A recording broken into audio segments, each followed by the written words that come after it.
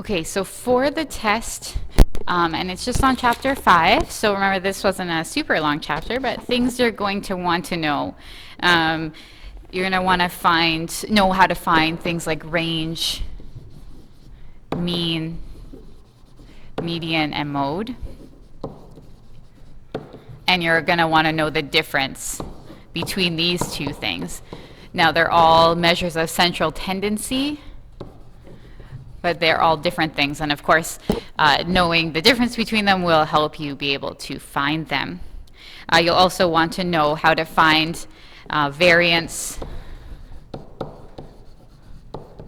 and standard deviation, and know how they're related and how they're different, and how to use standard deviation.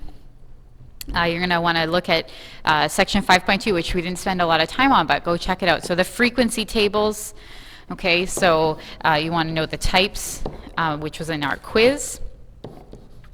So the histogram or polygon, how the intervals work, and things like you can't see any individual data in a frequency graph, right? You can just see the intervals. So you don't know, so say your interval was between 5 and 10 for ages. You don't know how many kids are, 5, 6, 7, 8, 9, or 10. You just know that there are X amount between 5 and 10. Related to variance and standard deviation, you'll want to know about consistency. Okay, and so check out worksheet 5.3 because we talked about this a lot. So remember that a smaller standard deviation means a more consistent test score or bricklayer or bowler or whatever. Okay, you're going to want to know how to draw bell curves for both normal distribution and standard normal distribution. Okay, so remember that for normal, and sometimes normal distribution is called standard distribution. So there's normal and then standard normal.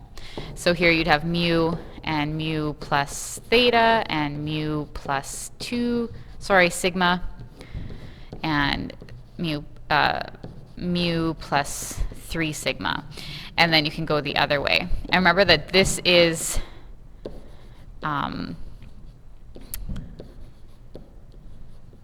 consistent for all of them. So whenever you say, oh, I'm working with a normal distribution, you can draw this right away before you have to do anything else. Draw this, okay? Just like if you're told that this is a standard normal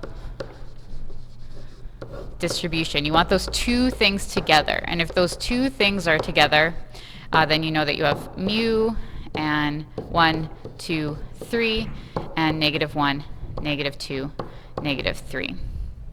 Okay, now using a normal distribution, that would, like, say you're looking for percent score or percentages on a test.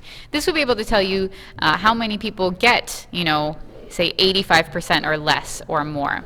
Whereas over here, with your standard normal distribution, this is where you're going to use your Z-scores.